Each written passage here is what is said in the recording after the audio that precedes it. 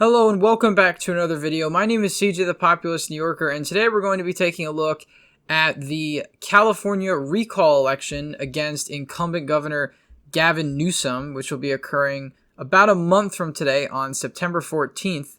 We'll be breaking down the polls and analyzing how likely it is that Gavin Newsom actually loses his governorship and what will potentially be the fallout of that, who will replace Newsom, etc.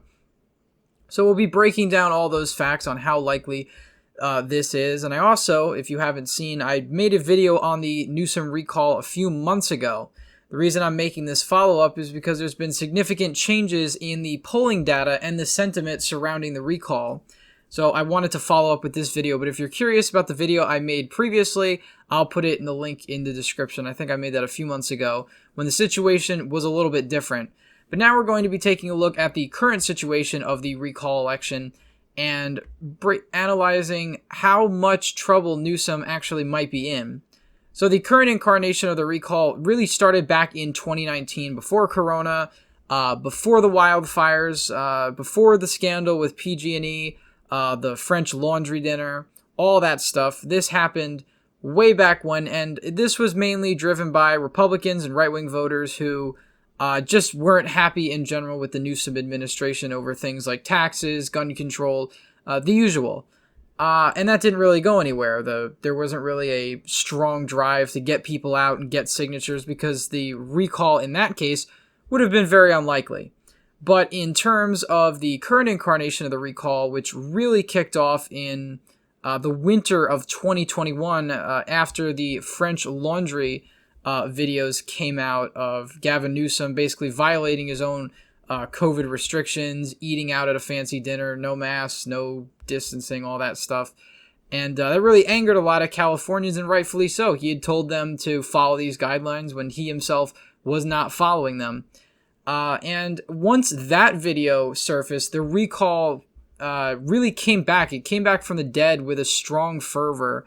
And that's where we get a lot of the polling data from, because this is when the recall really took off. And I think in June was when the recall was finally given the green light. It had enough signatures. The Secretary of State approved it, and they set the date for the recall election at September 14th.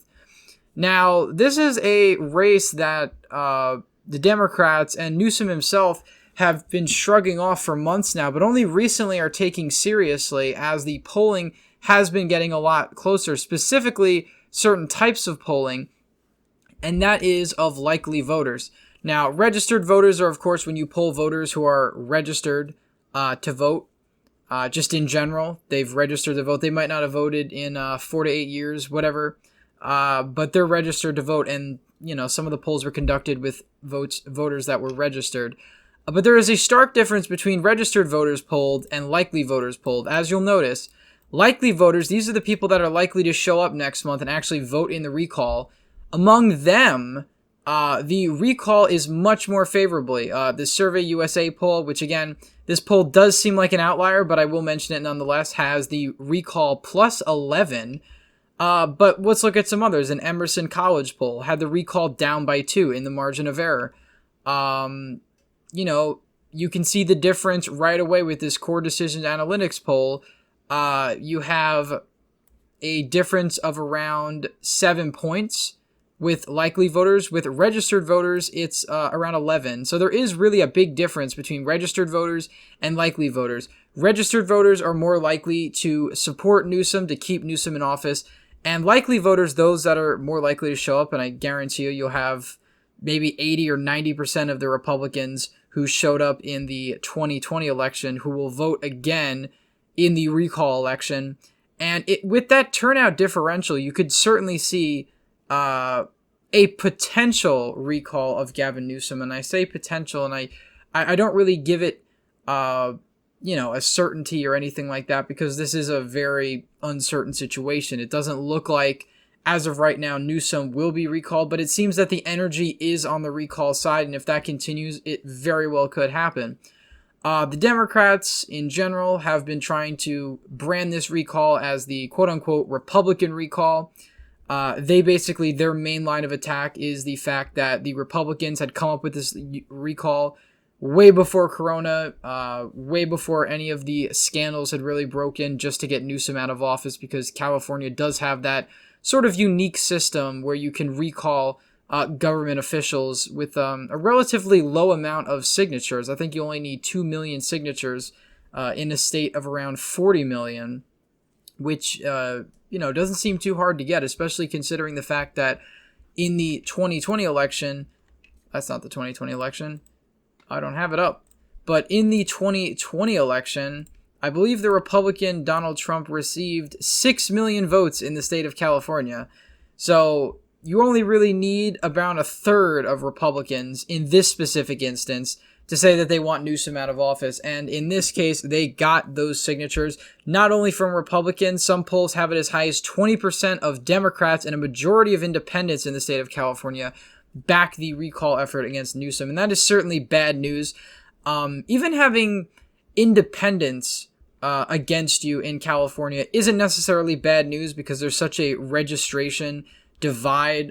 Democrats just absolutely blow Republicans out of the water in that field. But when you have 20% of Democrats also backing the recall, as well as very likely high turnout from Republicans and independents in general, that certainly raises some eyebrows. And that's really why the past few weeks, the Newsom administration, as well as national Democrats, have come out and have been taking this slightly more seriously. You've had top Democrats, Elizabeth Warren, Bernie Sanders, and the like, coming out and saying that they oppose the recall, that they want voters to vote no on the recall. And that goes to show you that there is a lot more attention being paid to the recall.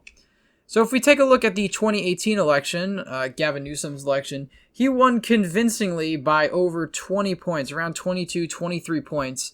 And he captured once red areas of California. He won places like Orange County, San Diego, San Bernardino County, which was a red county up until around 2008, but usually was red. These were counties that usually vote red in statewide elections in California. I'm surprised he lost Riverside County and Fresno, but overall, Newsom had a pretty stunning performance, although 2018 was a very bad year for Republicans. Nonetheless, it proves that Gavin Newsom was elected with a mandate. He got almost thirds of the vote, and you'd think by that he'd be a relatively popular governor. And he was relatively popular up until recently, up until a barrage of scandals had come out. Of course, a lot relating to the COVID lockdowns, of course, the French Laundry video, and of course the wildfires in PG&E and the measures that he took that helped lead to the worsening, or the perceived worsening, of the wildfires in California. Many people blame PG&E and deregulation for the fact that the wildfires got so bad. And you saw power cuts and all sorts of terrible things.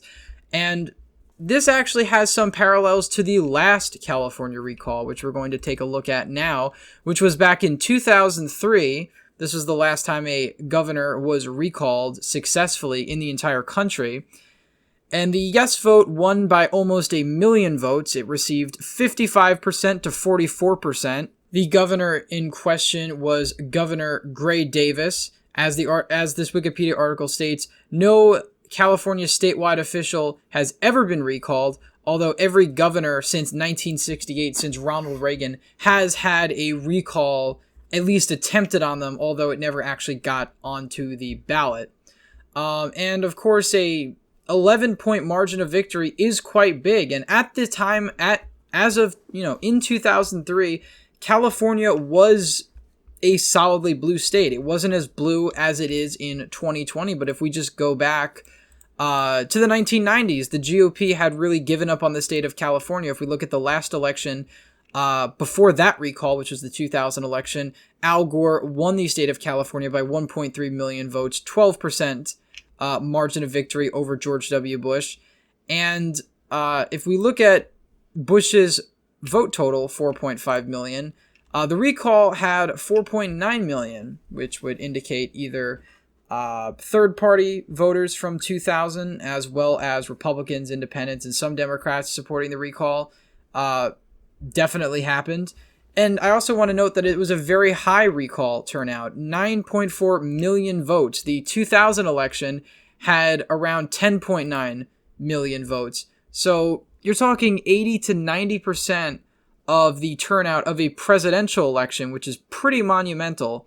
Now, analysts have suggested that the recall turnout this time around is not nearly as high, mostly because there hasn't been a whole lot of media attention on it outside of the right wing until relatively recently, when it's become more clear that Gavin Newsom's seat might actually be in jeopardy. Now, California as a state politically is often misunderstood. Yes, it is a very, very blue state, very democratic state. But on specific issues, California can tend to be a little bit more conservative. I want to just use one example, of course, which is the death penalty. 53% of Californians back in 2016 voted to maintain the current death penalty system in the state of California. 46% were against it. And this is an issue now, as of this time, 2016, that was, is the right-wing position, generally speaking. I think only 20% of Democrats, as of now, actually support the death penalty itself. But in California, for some reason, they are conservative on some of these more social and civic issues. And I bring that up because there's a differential between voting for a political party, the Democrats, and voting on specific issues like the recall, which is why the Democrats have tried very hard, and they might succeed, in tying the recall effort to Trump, to the Republicans, to Q, whatever, other allegations they've been saying about it. But the reason they're doing that is because they know Gavin Newsom is in jeopardy, and they know among Democrats he's not very popular. And one of the things that might do Gavin Newsom in next month is voter apathy, the apathy among Democrats to actually turn out and save Gavin Newsom's seat. A lot of people might just stay home and say he doesn't deserve it. And, of course, the first ballot is to vote whether or not to recall Gavin Newsom. But if Gavin Newsom is recalled, there is a second ballot. Well, even in general, there's two questions on the ballot. Whether or not Gavin Newsom is to be recalled. Of course, this is the 2003 ballot. There's a few more things on this ballot than I think the current ballot, although I could be mistaken. But the first question on the ballot next month will be, shall Gavin Newsom be recalled from office as governor? Yes or no? And then the second question will be, regardless of whether you vote yes or no, you can vote for a candidate to succeed Gavin Newsom. Now, the Democrats, I think, are making a huge mistake by telling their voters to leave this section blank, because there are actually Democrats running in the recall election that could possibly succeed Gavin Newsom. One of them is a YouTuber real estate agent named Kevin Paffrath, who actually in the latest poll, if we take a look, is actually leading the field among recall contenders. Now, this is from a Survey USA poll. There's only 500 likely voters surveyed, and it has a giant margin of error, 5.4%. So take that with a grain of salt. But what I'm trying to say is that Democrats have other options than Newsom if they wish to take them. The Democratic Party, though, is trying to save Newsom in any way they can by telling them to leave the second line blank, trying to, I guess, delegitimize the process. But if you are a Democrat who, opposes Gavin Newsom, you do have other options than a Republican. Of course, there's a plethora of Republicans running in the field for the recall election. You have John Cox, who was the man who ran against Gavin Newsom last time, got 38.1% of the vote. You have Larry Elder, who's a conservative radio host. And you have Kevin Faulconer, who is the current Republican or former Republican governor of San Diego, which is now a fairly blue city, was once a conservative stronghold. But those are the big names in the recall election. Caitlyn Jenner never really polled over 6%. And of course, you have Kevin Paffrath, the Democrat. And there's a few other Democrats thrown into the mix. But ultimately, those 4 are the main contenders.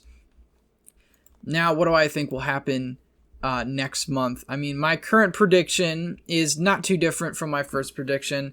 I think as of right now, and again, I'm making this video in August, things could change. I think Gavin Newsom probably will survive this recall, given how partisan the country is today. But I do think it'll be closer than what I said in my previous video. I thought it was going to be a margin, possibly a safe margin. I could easily see this recall going into the single digits. But with that being said, though, I still think Gavin Newsom has the advantage. Now, I will say, if Gavin Newsom is successfully recalled, it would have monumentous political fallout for the Democrats. It would be very, very poor for the Democrats if Gavin Newsom is succeeded and a Republican succeeds him. Now, what some Democrats are doing, Representative Ro Khanna, I think, said what he was doing was voting no on the recall, but voting for Democrats on the second question to kind of ensure that a Republican does not succeed Gavin Newsom next month. Now, ultimately, even if a Republican, let's just say, does succeed Gavin Newsom, they only have about a year in office before they're going to be booted out in 2022. I doubt any of the Republicans would win re-election, although, you know, maybe there could be a chance that they might end up being somewhat popular and might manage to hold on to their seat, but it's very, very, very unlikely. Somebody like Kevin Pathrath succeeds Gavin Newsom. He probably does have a high chance of being reelected if he is a good governor. But as of right now, I think Gavin Newsom certainly has the edge of being a Democrat in the state of California. And sometimes that's the analysis is as simple as that. Again, we could very well see, you know, if the next few polls are yes on the recall and they're reliable polls, then it very well could happen. I might make one last follow-up video a day or two before the recall with my final prediction. This is not my final prediction, but I will say as of now, I think Gavin Newsom is still likely to survive his recall. Again, this could be an outlier poll. There's only 600 likely voters on it, and its results are very different than the results we've seen throughout the recall process. The recall process has been getting, the yes on the recall process has been getting more popular. But for an 11-point swing in such a short time, should draw some skepticism as it's so much different than the rest of the results. However, when put into the aggregate, you actually have yes on the recall at 2 points. And even if that is skewed because of this outlier, it does have Democrats concerned. But some would argue they're not concerned enough and not putting enough attention in this recall. Anyway, guys, thank you all for watching this video. Please leave a thumbs up if you enjoyed, subscribe to the channel, hit the bell notification so you don't miss any new videos. As always, thank you all for watching, and I hope to see you in the next one.